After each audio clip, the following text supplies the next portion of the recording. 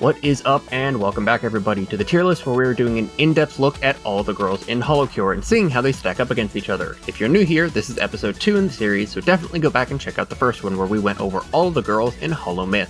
For this episode, we're going to be covering all of the girls in Holocure EN Generation 2, so Holo Promise and Holo Council, taking a look at these divine beings who created the world itself. So, allow me to reintroduce myself. I'm Ace, your resident Demon Fire Chef, and I want to say a big thank you to all the love and support you guys showed on the last video. It was really appreciated since it was my first time ever doing edited content. Now, the series might take a little bit longer just to make sure I have everybody all to the Gachikoi ranks that they need to be for the tier list, but I do hope that you all enjoy and stick around till the end. So, with that all said and done, I will go over the rules one more time for anybody here that is new. All characters will be Gachikoi rank. This way, they have their full kit from the start. No additional G-rank buffs will be used.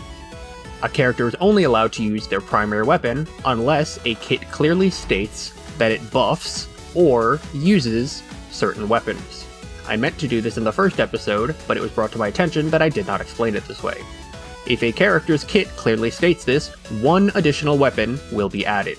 No collabs will be allowed for any reason. Ian's Curse will be fully banned for all characters. This is because I personally feel it is too strong. And all characters will be fighting on Holo Hard Mode Stage 1. I did say it in the previous video, but I just wanted to add another disclaimer saying that ranks of characters do not reflect personal feelings on said livers. If you think somebody is in the wrong tier, let me know in the comments. So, with that all said and done, we start off today's tier list heading down under to visit our favorite little rat, the Harbinger of Chaos, the embodiment of Discord herself, Hakos Baelz. Bae starts off with a basic ranged attack that is a single dice thrown in front of her. At level 3, this evolves into a multi-shot throwing 2 dice. At level 4, the dice is thrown farther, increasing the area of attack by 30%. At level 5 adds a knockback, and level 7, the awakened form adds a 3rd dice. Bae's skills are very well themed and focus around her powers of probability manipulation. Now, let's get into Bae's abilities. Bae starts off with Harbinger of Chaos, a crit buff which increases crit chance by 10, 20, and 30%. And upon critting, there's a small chance to increase special meter. Next up is the Rat Ninja Way. Critical hits will roll the same percentage chance again to deal an extended crit hit, dealing 2, 3, or 4 times damage. Then we have a very interesting ability called Down Under. Attacks have a 10, 15, and 20% chance to cause the target to flip upside down for 2 seconds. While upside down, the target is unable to move. And to round out the kit, we have her ult, Absolute Chaos, which fires her currently leveled basic attack and any additional weapons that she currently has on a 0 delay for 5 seconds. With this being the case, we will be adding one additional weapon to Bae's run. So, usually, when I use Bae, I prefer to crank crit as high as possible, since her kit fully functions off critting, and the fact that her basic starting crit stat is 58%, making it very easy to max it out at 100. Another good thing is with all these crits, she can also farm her ult very quickly, basically making her a mini ult printer. So usually stuff like Focus Shades, Devil Hat, and especially Idol Dress to get those ults back even faster. Now, on to the pros and cons. Bae has a very solid basic attack, especially once you get the triple dice in the Awakened Basic at level 7. Her damage potential with all of her crits is also insanely high, and the fact that these crits will feed into her becoming an ult printer, just basically getting her ults back insanely fast, is just wild. This ult can also pretty much destroy enemies and even bosses as soon as they spawn. Couple this with the fact that she has a CC ability to lock enemies in place, Bae has very good control over the battlefield. The only con Bae has, in my opinion, is the fact that she does not have self-sustain. But honestly, with the amount of damage that she can output, you don't even really need it. She basically can destroy anything, and nothing will stay alive long enough to be able to get close enough to kill you. With all of this said, Bae easily fits into the S tier. Next up on our list, we have the Warden and Embodiment of Time, Ouro Kronii. Kronii and her abilities of time manipulation start off with 2 clock hands stabbing as a basic attack. The big hand follows your mouse or directional keys, and the smaller hand stabs randomly around in a clock face.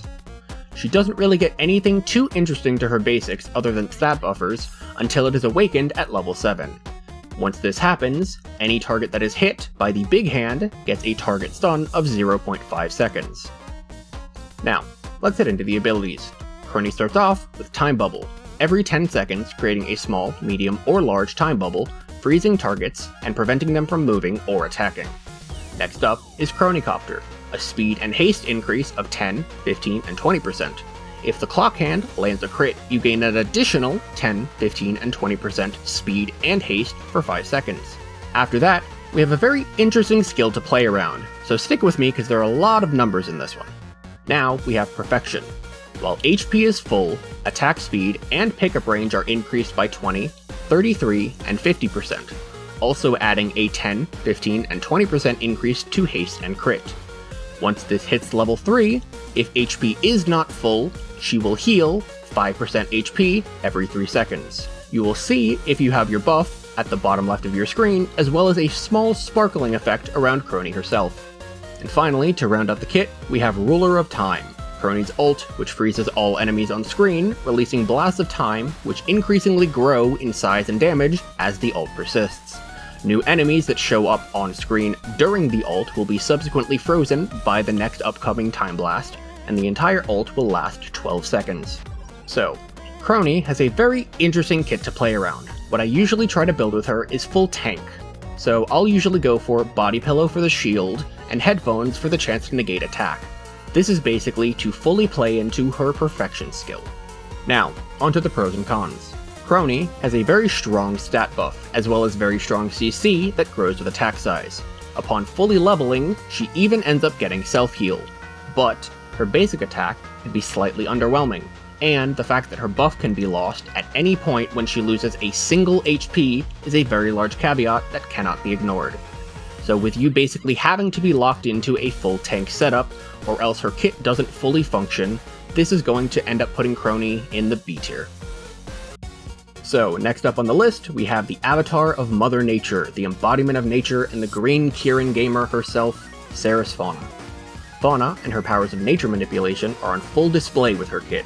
Starting off with her basic attack, Fauna is actually the first character on this list that does not require any form of aiming. She starts off with 3 razor-sharp leaves spiraling around her in a circle and then returning. At level 2, damage is increased and the hit limit is increased by 5. At level 4, 2 additional leaves are added to the attack. At level 5, the hit limit is also increased by 5, whereas at 6, it completely removes the hit limit. And, upon awakening at level 7, 2 more leaves are added to the attack, as well as once the leaves finish their circular pattern, they will lock onto targets and fire in a straight line.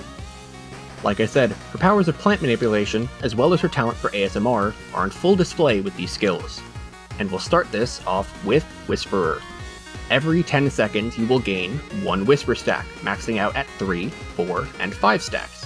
Each stack heals 2% HP every 2 seconds.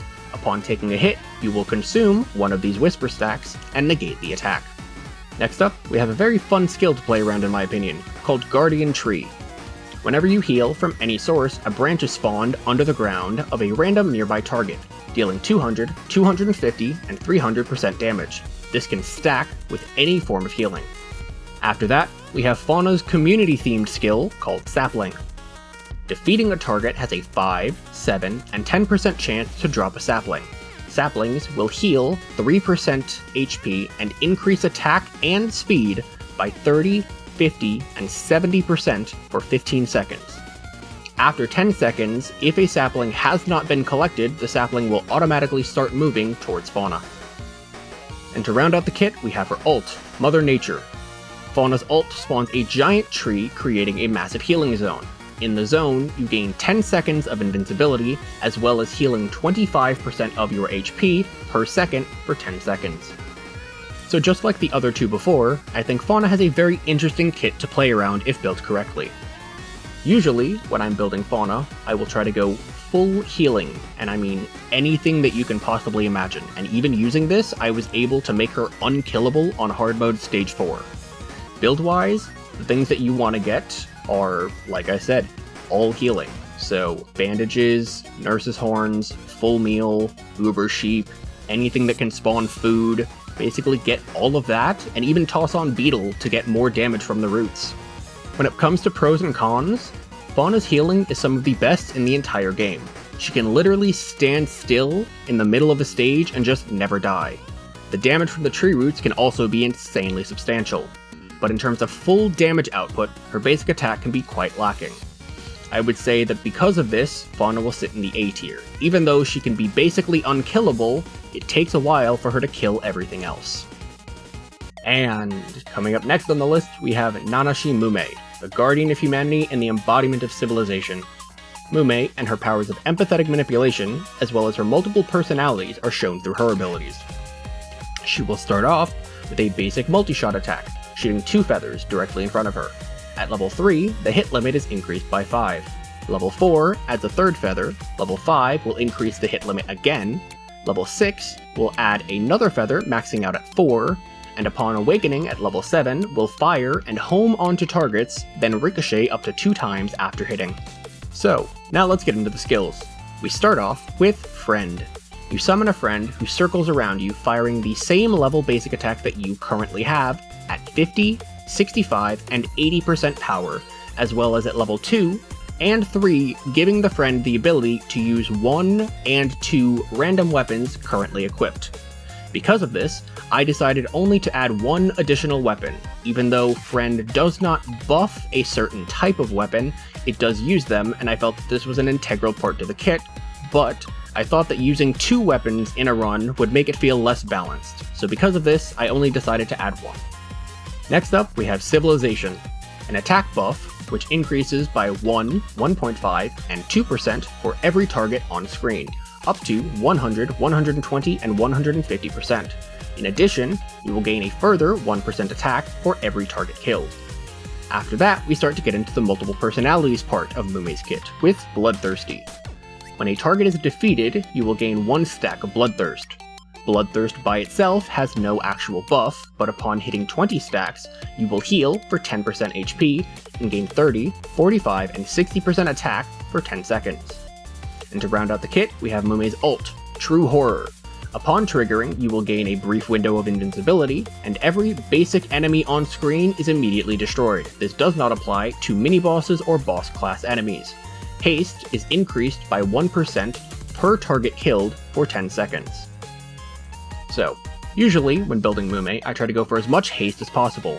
I add in a little bit of self-heal and damage, and that's basically all you really need. So Focus Shades, Devil's Hat, Nurse's Horns, Kingdom Sweets, all fantastic additions. Now, onto the pros and cons. Mumei's kit is very interesting, even though 2 of her 3 main skills are just stat buffers. The continuously increasing attack, along with periodic heals, is quite strong. Her basic attack also has the ricochet that I wish Amelia had. The added benefits of Friend can also not be ignored, because it can be using not just her currently leveled basic attack, but also up to 2 random weapons and collect XP similar to how Bubba does. This can be absolutely insane and can even apply to collab attacks if you're using them. Mumei really doesn't have too much bad about her kit, other than maybe the fact that her heal is only based on kills, but with the amount of damage that she can output, this doesn't really affect it too much. With all the positives, Mumei is going to fit squarely in the S tier. Next up on our list, we have the final member of Council, but not the final member of the episode. We will round out Council with the Speaker of Space and the embodiment of the multiverse, Tsukumo Sana. Using her power of size manipulation as well as spatial, physical, and matter manipulation, on top of immortality, is all shown throughout her kit. Her basic attack is very interesting. Like Fauna, you do not actually have to aim. You will have 1 planet that orbits around you. All levels are basically stat buffers until awakening at level 7, where you get a 2nd planet. What's very interesting is that you'd think that these would be ranged attacks, but actually they are classified as melee.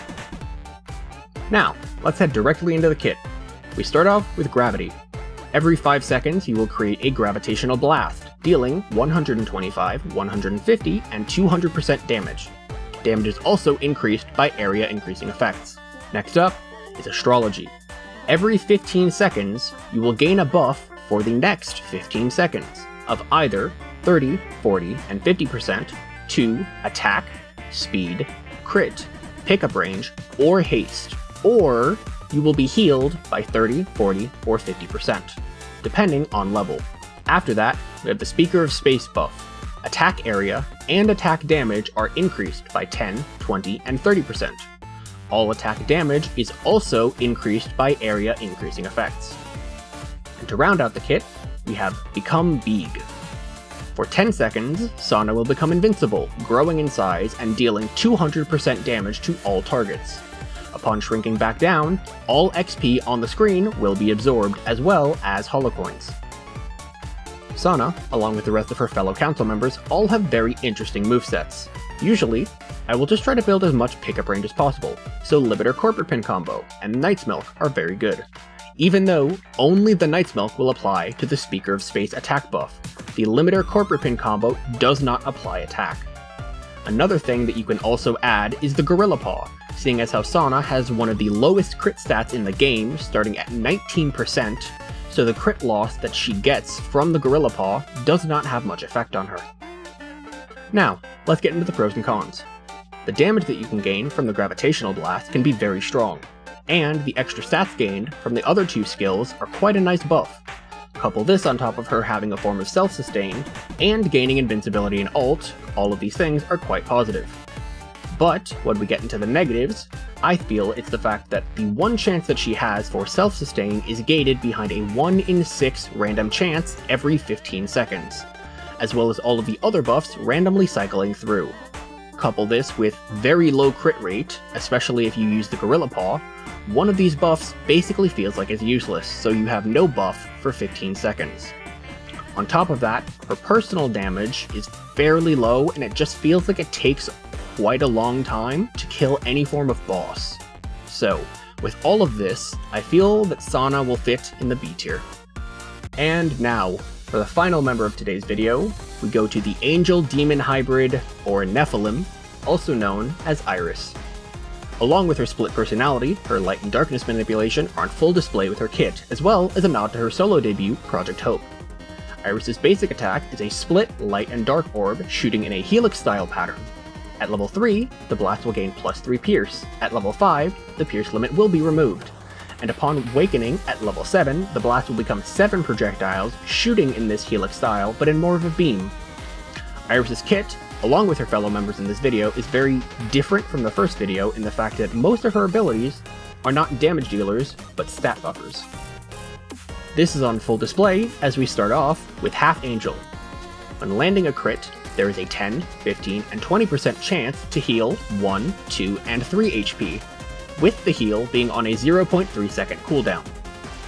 On the opposite side of that, we have Half Demon, increasing damage by 3, 5, and 7%, up to a maximum of 30, 50, and 70% for 5 seconds every time IRyS heals.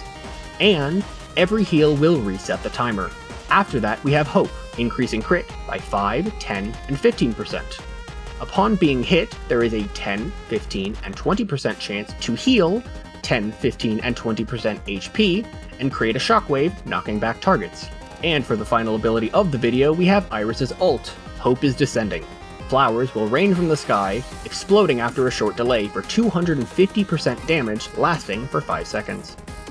So, IRyS's kit is actually quite strong, and the reason that a lot of people will use it to farm gold. It also complements itself very well, working off one ability to proc another.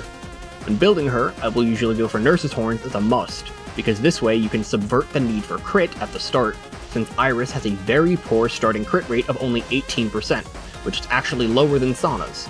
But, after you start getting a higher crit rate, you can add in things like the Hope Soda and Full Meal to get full value out of her set.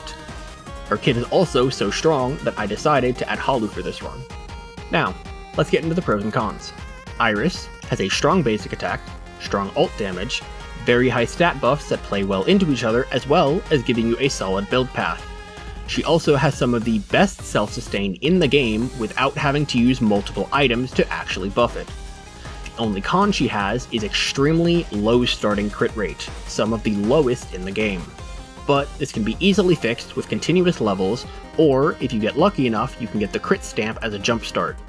IRyS will 100% end this video right next to Mumei and Bae in the S tier.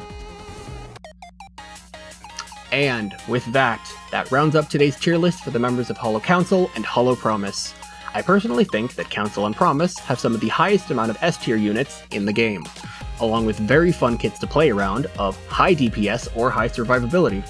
They also have some of my own personal favorite playstyles and kits as well. But if you enjoyed this video, let me know down in the comments below what you thought. If you agree or disagree, I would love to hear about it. Also, toss in some of your own personal builds that you've used on characters from this video. I'd love to see them. If you want to catch these runs live, I will be doing them on my Twitch channel, so come over and say hi. It's always good to see new faces. But until then, we have officially rounded out Holo EN for the members that are currently present in the game. So next we will be getting into Holo JP with the members of Holo Gamers. Bye everybody, see you next time.